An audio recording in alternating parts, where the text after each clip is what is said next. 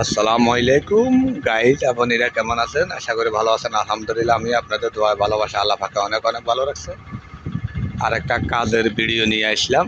এই দেখেন আমরা কিভাবে কাজ করতেছি। এই দেখেন, এটা হলো যায় আপনার জেসিবি ক্যারেন। এই দেখেন,